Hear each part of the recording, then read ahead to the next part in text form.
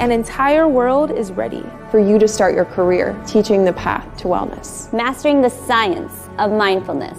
And the art of coaching. To help clients achieve mental, emotional, and physical betterment of life. Through movement, nutrition, recovery, and regeneration. Because impacting one person impacts a family. Impacting a family impacts a community. And impacting a community impacts the world. Become an NASM certified wellness coach.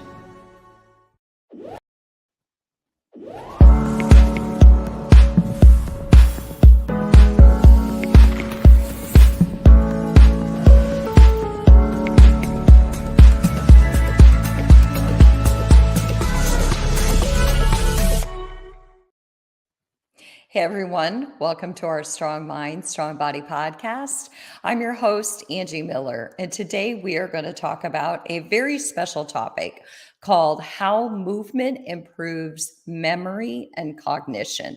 And I think that this is such a powerful topic for all of us because no matter our age or our stage in life, the reality is we're all going to age. Every day we're a little bit older.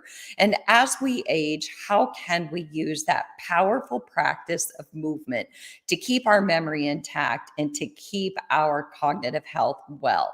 So today I have my guest is not only an expert in this field, but I'm proud to call him a friend. His name is Karl Sterling.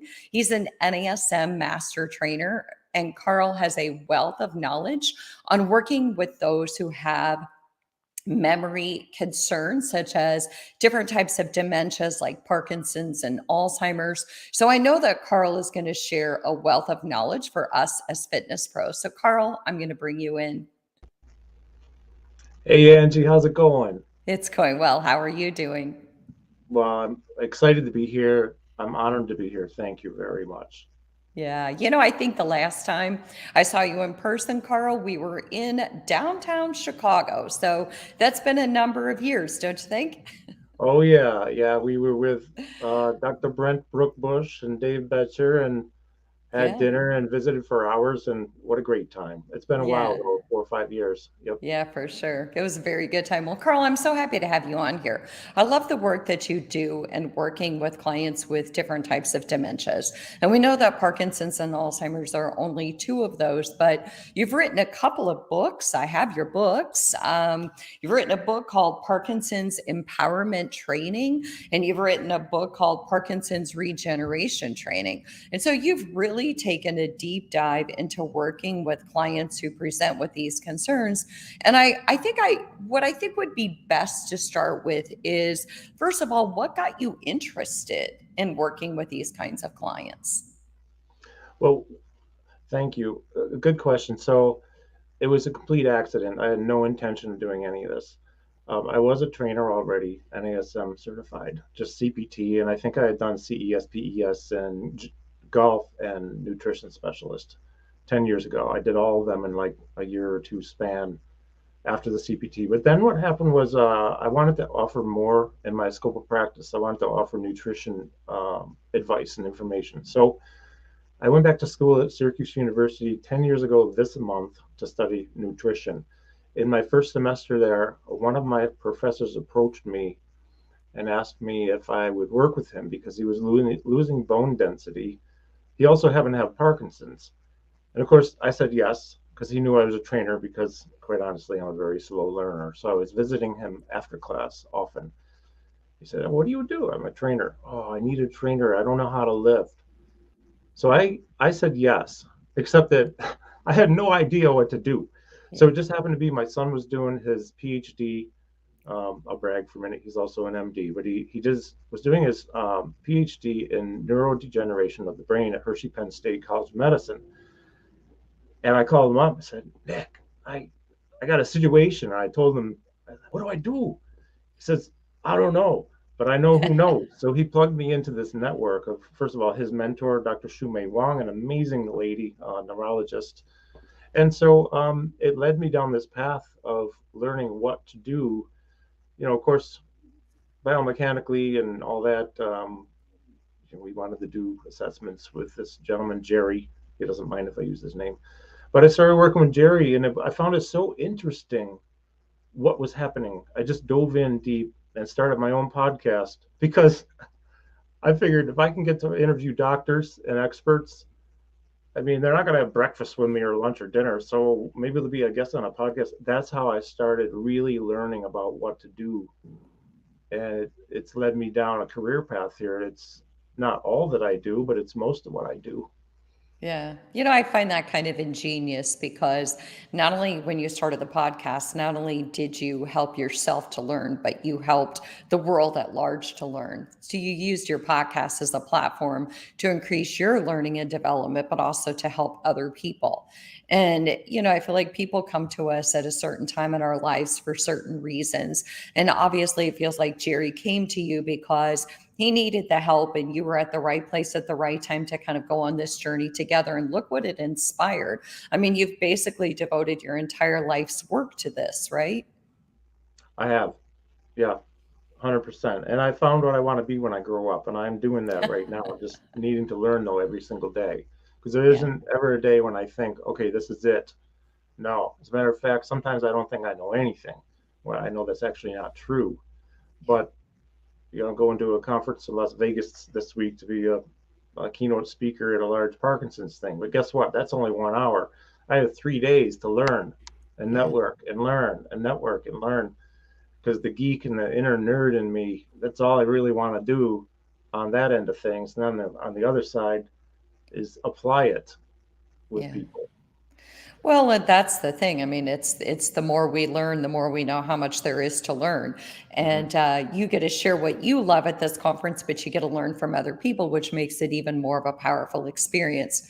Yeah. So, Karl, all this work that you've done, you started working with Jerry, you worked with your son, you got all these people on your podcast, and you really started learning, how do I help people who present with these concerns? And I have a question for you. And it's a big question, but you and I talked about it, is how do we slow disease progression? Okay, really, really good question. And I need to preface this by saying that what I share with you now not only has to do with people with Parkinson's, dementia, Alzheimer's, it applies to all people, every single person on this planet. Okay, because we all have brains, we all have nervous systems, we all have neurochemicals in our brain. So the way it works is like this. Research shows, and I can speak very, very succinctly on this as to what and why we should do. The number one, absolute top of the list, number one way of slowing disease progression, or if you're genetically predisposed, let's say, to getting Alzheimer's, like in my family, or Parkinson's, or cancers, or whatever.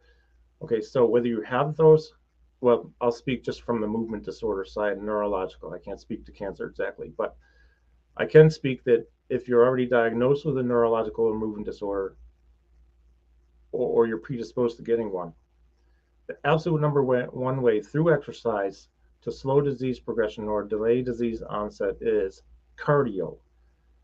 Here's exactly how that works. According to research from Dr. Lisa Moratori and many, many others at Stony Brook University, she is on Long Island. She and others say, Dr. John Rady's another one, I've had him on my podcast too. He's a best-selling author, Harvard Medical School professor.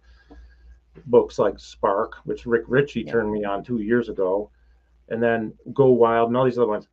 The reason cardio is best is because you get your heart rate elevated. We'll talk about intensity and duration in a minute. Okay, so when you elevate your heart rate for long enough, your brain produces what is called brain-derived neurotrophic factor. And in some arenas, it's called miracle growth of the brain. Okay, it's created within the brain and it circulates within the brain, and it goes all around in the brain while you're doing cardio. And it deposits itself all over these brain cells that are dying. Okay, you got the substantia nigra in Parkinson's, you got the hippocampus in Alzheimer's. Well, guess what? We know that we can slow disease progression because when it attaches to brain cells on a frequent basis, on a regular basis, we know that it acts as a neuroprotective hormone protein. And so it helps to delay the progression of dying cells. And then, in fact, research from the Shriver Foundation and from and NYU and others, it shows that it can also help to give birth to new brain cells, although only in two areas, the olfactory bulb and the hippocampus. So what's really cool, we were tracking 9 people in Mexico right before the pandemic. All 9 of these people have Parkinson's. All 9 had lost their sense of smell, either a lot or completely. And after 6 months of 5 days a week cardio, 20 minutes per day at the equivalent intensity of walking as fast as they could for 20 minutes minimum, longer is better. 9 out of 9 got their sense of smell back. And I have no brain imaging. It was a pilot data study. But we do a lot of research here in my clinic. I do research everywhere. And the coolest thing is, that's all you have to do. And you don't even have to stand up to do it. You could be, shadow boxing. You could do arm sprints for 30 seconds, 30 on, 30 off. I mean, nobody wants to do that for 20 minutes. But the optimal duration is 20 minutes or longer at the equivalent intensity of walking as fast as possible for that time and safely. And then, do it 5-6 days a week, and you're going to slow down disease progression, almost guaranteed. Okay, so that's an interesting. I remember reading John Roddy's book Spark. That was such a fascinating book to me, and cognitive impairment. It runs in my family too, and so that book I just found so fascinating. And honestly, the word that comes to my mind is hope. I found it hopeful because I know that my mom was not an exerciser per se; she was an active person, and so when I read John Roddy's book, I was like, "Gosh, really?" So movement and cardio. And so, Karl, I want to reintroduce you. I'm talking to Karl Sterling. He's an NASM master trainer, but he's also so much more. He's done so much profound work in working with those who have different types of dementias. And our segment today is how movement improves memory and cognition. And I'm the host, Angie Miller. And again, I'm talking to Karl Sterling. So Karl is talking about, first and foremost, how do we slow disease progression? And the number one way, according to the research, is that we engage in cardio. And Karl, I like what you said. You don't even have to actually stand up.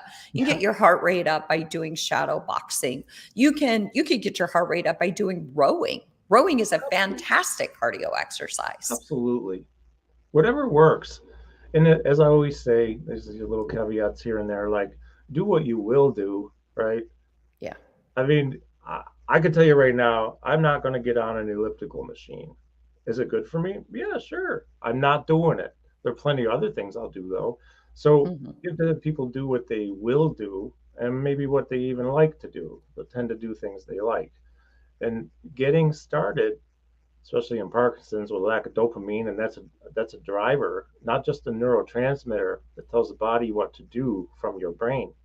It's a driving force. It drives us towards a degree, becoming a master trainer, or finishing a marathon, doing this. It drives us towards the cup of coffee on the other side of the room. It drives us towards reproduction, and it's a primal thing. But when you have diminished dopamine, your get up and go might have gotten up and went. But if you get up and go anyways, you'll not only produce BDNF, you have neurochemical soup that's produced by movement. Could be just walking, and that includes extra dopamine, right? It includes BDNF, serotonin, all these other things. So really, when it comes down to it, if you're able to walk, if that's the least you do, at least do that. Go for 20 minutes. Take a brisk walk, because your body will thank you for it, and so will your brain. As a matter of fact, John Rady says in my interview with him, one of the first things he says is the part of the body that probably benefits most from any type of exercise, physical exercise, is the brain. Yeah. Isn't that funny? Because all our lives, we think about all these other applications of movement and exercise, and we think about our body and the impact on our body. And that's all the media talks about. But to me, the most important thing we can do through movement is to keep our brain healthy. I can't think of anything better we can do, because for most of us, it's not about how long we're going to live, it's how well we're going to live. And I think that as fitness professionals, as everyday people walking around out there, we want to keep our personal autonomy. So just being able to move and have that personal autonomy for activities of daily living is really the biggest driver. That's what makes me want to get up and move every single day. So is there anything else that you want to say about slowing disease progression? Because I have another question for you, but before I move on, I just want to make sure, is there anything besides like cardio and movement? Well, okay, so diet, I mean, we would look at where these diseases come from. I can only speak to Parkinson's because I know that research really well. Um, I can tell you that only 5% or so, some researchers say 10, but 5 to 10% of people who have Parkinson's have a family history of it. So what that leads us to wonder is, where did it come from for those who have no family history? We'll probably never know precisely or exactly. But we do know that, well, we speculate, we being just the world of researchers and geeks like me who want to know as much as we can and learn, there's probably something having in our food supply. And I'm not going to even go down how to eat or what to eat, other than say, try to eat clean. Just generally eat good stuff. Don't deprive yourself completely. I'm going to have my Snickers bar and my Doritos every now and then, but I'm not eating them every day, and I'm not eating a whole bag of Doritos. I love them, but they don't love me back. But you look at inflammation being the source of many diseases and conditions and diagnoses, and inflammation in the gut, according to another gentleman I got to meet at a Shriver luncheon in New York. Actually, with Marty Miller was with me on that one, and we were talking with Dr. Dale Bredesen, who's written 3 great books. The End of Alzheimer's is the theme of the books. I was blown away when he said at the presentation and then at lunch afterwards, talking with him, Parkinson's, Alzheimer's, it can all live in the gut 10, 15, 20 years before it probably takes the vagus nerve route up. It might be here a few years in the brain before you even elicit a symptom. And by the time you elicit a symptom, well, then you need to start taking, maybe medications, try to reverse it. It can be the thing that prompts people to exercise more. But anyways, the bottom line is, to answer your question, and my long-winded answer is, diet is very important. Eating well is important. Look at cancers, look at neurological things, dementias, and this and that. I could go.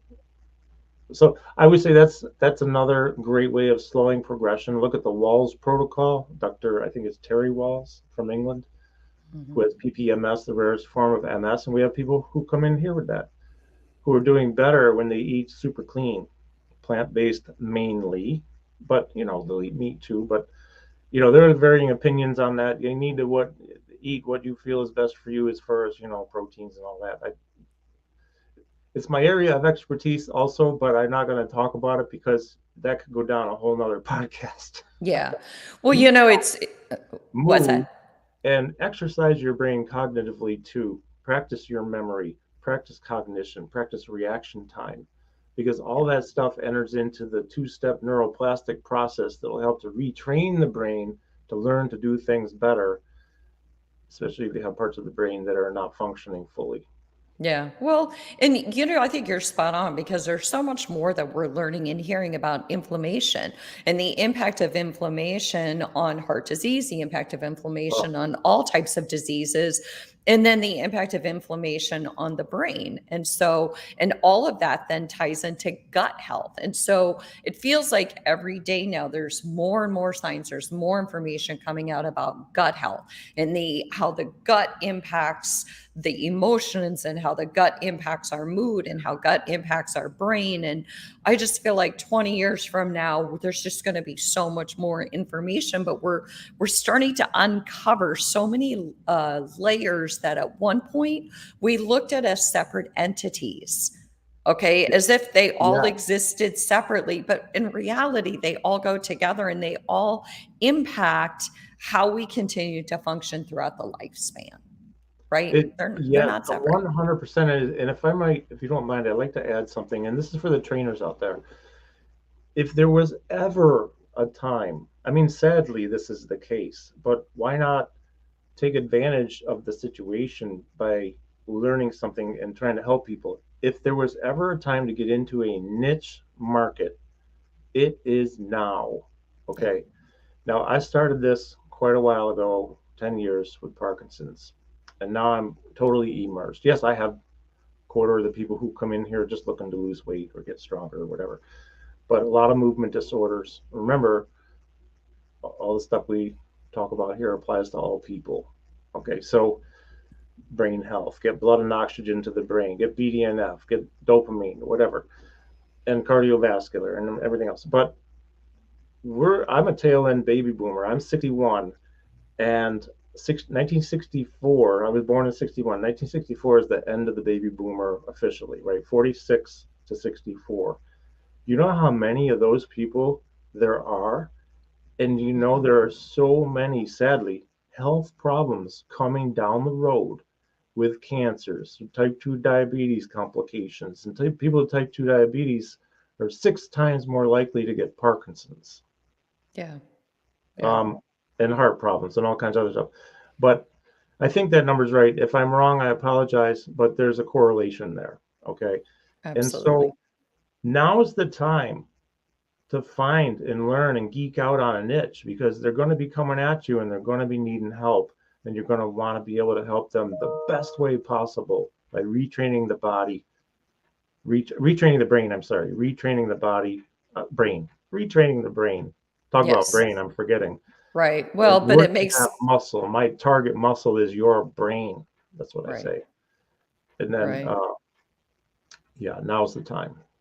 Well, and it makes complete sense because again, all of us, I think that one of the big things in our industry is in the world at large is we have this mindset of I'll deal with that when I get there. Like I'll deal with aging when I start aging. Well, we're all aging. We're aging throughout our lives, and maybe we're not at the age, so to speak, that we consider older age, but our brains are aging just as our bodies are aging. And a lot of times it's what we don't see that we have to be the most concerned about. And that's what I think about in terms of the brain. So again, my name is Angie Miller. This is Strong Mind, Strong Body. We're talking about how movement can improve memory and cognition. And I'm talking to Karl Sterling, and he is an NASM master instructor, the author of a couple of books about Parkinson's. And this has been his life's mission to work with those with, cognitive concerns, such as those with Parkinson's and Alzheimer's. So, Karl, I have a question for you. Since we know that cognitive decline often accompanies Parkinson's disease, how can we improve memory and cognition? Like, what do you do different in your training protocols than, say, the everyday trainer might do? Great question. And I'm really glad you asked that one, because I'd like to talk about this. I do this for everybody, not just people with cognitive decline. I do it with myself too. So I need my own rehab sometimes so I don't forget things. But if you look at the work of Dr. Andrew Huberman, who, by the way, has one of the best podcasts I've ever heard in my whole life, Stanford professor, a genius. Every Monday he comes out with a new episode the past year and a half. So he talks about, this is what we do when it comes to neuroplasticity, and probably a lot of people have heard of that. Maybe everyone term you work. Really simple. It just doesn't mean that it's easy. Simple doesn't mean easy always. There are 2 steps to neuroplasticity. This is where you're developing new neural pathways in the brain to take on a new set of knowledge, a new set of skills, a new whatever. Maybe for people here, it could be their memory, it can be their ability to walk, rotate, move, anything. Anything you learn, like right now, if you're learning anything, your brain, it has electrical synaptical firing patterns happening between neurons. Here's a neuron, here's a neuron. Boom. In the middle is an electrical synapse. And the more those fire together, boom, they wire together. Well, you have millions and millions and billions maybe of these who they fire together, similar to riding a bike. Once you got it, it's because that neural pathway of bicycle riding neural pathway has fired so much that now it has given you the ability to ride the bike. Mhm. Hence the expression, it's just like riding a bike, because if you don't ride for a few years, then you get back on, and as long as there's no brain damage of any kind or stroke or TBI, well, you're just going to fire up that dusty pathway again, and in 10, 15 minutes, boom, there you go. You're able to ride again. You don't have to relearn. Well, this is how it works with everything we do that we learn. So neuroplasticity happens best like this. For those who are over the age of 25, that would be me. It's there's under 25, which is kids, let's say teenagers, college students, up to age 25. Your brain is more neuroplastic, and mere exposure alone to things can you just absorb it and maybe able to speak 2 languages because you speak 2 at home, and you never really think about learning. Like, I am fluent in Spanish now. However, it took a lot of work to get that way, Right. because I didn't grow up with it. But over the age of 25, step 1 is, in whatever chunks of time you can do, 30 seconds, 1 minute, 2 minutes, 5 minutes, 30 minutes, you hyper focus on what it is you're trying to accomplish or learn. Could be a movement pattern, could be a skill, could be just something you're reading and trying to remember. Hyper focus, hyper focus, hyper focus. Step 1. When you do that, you have a certain neurochemical called norepinephrine, and that's going to actually give you the feeling of fatigue. That's okay. That's healthy. That means maybe after a bit, it's time to take a break. But also what's happening is acetylcholine goes and marks the synaptic firing patterns for strengthening, which gets us into step 2, which is sleep, adequate sleep. It doesn't mean when you hyper-focus today that you're going to sleep, if you sleep well tonight, that tomorrow you're going to be an expert at something or know everything or do everything. But it means that maybe in a week or 2 or 3 weeks, all of a sudden you wake up one day, if you keep practicing whatever it is and studying, boom, I got it. It's happened to me. And I always wondered, how can I not know this yesterday and all of a sudden today I do? That's because I've been practicing for a month and now I got it. Yeah. But Well, it's you train the brain to remember these things, and that if you sleep well, it's almost like you put all the pieces together in your sleep. And that makes so much sense. And it's interesting that sleep again always comes up. Kind of like gut health always comes up. Sleep always comes up. So the other part of that is, what do I do different? And I'll try to be really brief with this. Okay. Let's take a movement. Let's just say we have somebody in here on the agility ladder that's taped onto the floor, right? It's like 24 rungs long. Maybe they're stepping sideways, doing a lateral movement, left to right, right to left, doing feet crossing the midline of the body, because it's good for the brain to cross the midline. Okay, well, what we want to do is teach multitasking, dual tasking skills. So maybe we'll do something where they're playing catch with me. I have a ball with the complete alphabet on it, and it's a great tool. If anyone wants info, just contact me and I'll send info on all the tools I like. And so now we have hand-eye coordination going on. I call it, I think I coined this term, and not that I care. It's called stacking. I call it stacking. You take a movement, then add something onto the movement, throw the ball back and forth.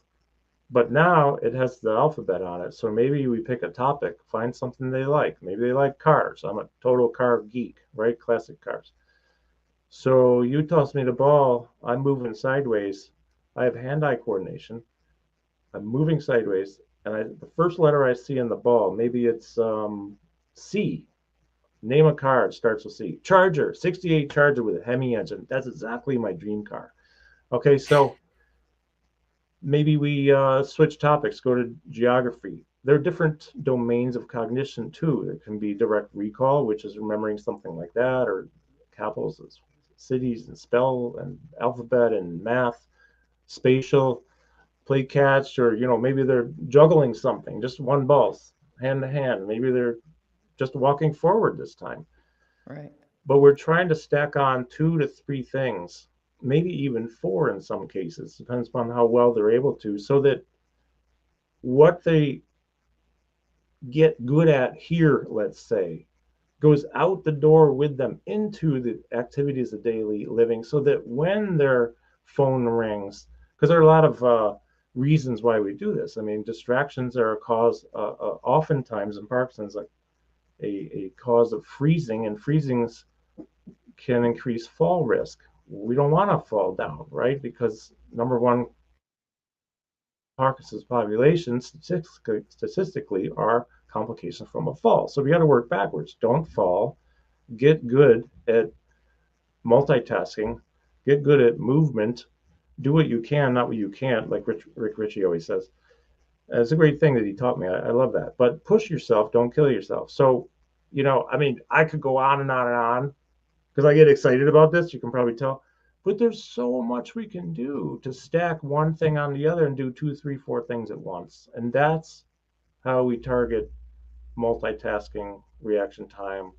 Cognition and memory is a whole nother thing. Well, we can do cognition and memory. We're doing cognition when we're doing the thing I just mentioned about. Yeah. There's so much. There's just so much. It's Well, more than just movement. Thinking right. and moving same time. Right. So again, my name is Angie Miller. This is Strong Mind, Strong Body. We're talking about how movement improves memory and cognition. I'm talking to Karl Sterling. He's an NASM master instructor or master trainer, but he's also written a couple of books on those with Parkinson's disease. And Karl is who I consider an expert to be working with those who have movement and memory disorders. And so, Karl, we're talking about how to build neuroplasticity, how to kind of keep that brain firing on all cylinders. And we're talking about, Karl had mentioned hyper focusing on a task. So if you want to learn Spanish, deep diving into a little bit of Spanish every single day, and then adding sleep. But what can we do as trainers? Karl calls it stacking movements. And I feel like if you're a group fitness person at all, you really get this concept because you build patterns. And that's what I think about stacking. When I'm working with my older adult population and my younger population, I stack movements. I build patterns because if they can remember patterns, they're not just going through the motions of movement, they're actually tasking their memory as they're moving. What are your thoughts on that, Karl? Oh, 100%. 100%. And if it's, can I just talk about one of my books real quick? Sure. It's called, the second one came out last October. It's called Parkinson's Empowerment Training. It's a lot smaller of a book with a lot less words, but probably more information because I'm learning how to write better. We talk in the first chapter, we talk about hope, belief, and empowerment. When I think the most gratifying part of what I do, for me anyways, and I've seen this, I've been really, really lucky, and any of you who know me, it ain't my ego, I'm just saying I've worked my butt off, but I've been lucky to travel to over 30 countries and teach this stuff all over the world. And right here in my clinic, I see it everywhere when somebody, sometimes very quickly, regains a skill that they lost, or they're able to do something that they could barely do. It changes how they are. It changes, their eyes change, their expression changes, their posture changes, because now they have hope. You mentioned this earlier. And when you have hope, you can see further. You can see more possibility. When you see possibility, it's probably because you believe now, I can do this because I did that. And then you become empowered, and then you become unstoppable.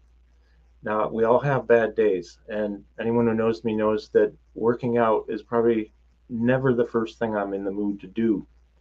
But I say for myself and for others, just get started, because the neurochemical soup that starts churning in your brain after 2, 3, 4, 5 minutes. When I walk into CrossFit, or I do it like almost every day, I hope nobody gets upset at me, but I know how to move and modify. So, but I'm so much stronger now, and I love that, and I'll do it. I won't do the other stuff. I don't want to go though. I don't want to go today, but I'm going to walk in the door and I'm going to go, and within 5 minutes, I've got the energy, and I'm gonna do it. Well, I don't have too much. I haven't lost any skills, but there are people who have, and remind them when they're having a bad day. Do you remember this? Because they're going to get empowered when, oh my gosh, yes, I regained the ability to roll over in bed. Oh my gosh. Yeah. Whoever thought we could lose that ability? But some people do. And you teach them how to roll, and they're like, oh my gosh, the caregiver gets a break. I can do it. I can do anything. Just get started. Use your body, use your brain every day. Eat well, stay hydrated, all that stuff. Mm-hmm. You kind of can't go wrong. Just get started though, because you get the energy to keep going once you start. Right. And I think, Karl, if I was to give a takeaway message to everybody listening today, I would say that it's the quality of movement. It's the quality of movement. It is, as you call it, stacking. I call it building patterns. It's the quality of movement. It's making sure that we're building patterns so that people have to be actually present during the experience of movement and exercise. I want them to be present. I want them to be fully engaged in the experience. And the only way to do that is to have them build patterns so that they are constantly thinking. So, Karl, if anybody wants to reach you, how would they do that? Because I know I, for one, want to see like the alphabet ball that you use and some of the other tools, because I work a lot with seniors. So how do they get a hold of you? Oh, good question. By the way, I just heard this the other day. Some research that the number one cause of injuries and death, believe it or not, non-disease of diagnosis related in the population over 65 years are complications from falls. And that's for all humanity, well, in this country. So isn't that interesting? So we really see people losing their balance as they get older a lot of times. And I'm no exception. I mean, I'm doing a lot better now than I was 10 years ago. Bottom line is, Karl with a K, karlsterling.com, like karlsterling.com. You can go to that site and check things out. Or my email is Karl with a K at, and it's just how it sounds exactly, neuromotortraining.com. Okay. That's the best way to get me. You can find me on Facebook, LinkedIn, Instagram. And I'm glad to share tons of information on tools, techniques. I have an institute online that's a monthly subscription. If anyone's interested, just shoot me a note. You can find it on karlsterling.com.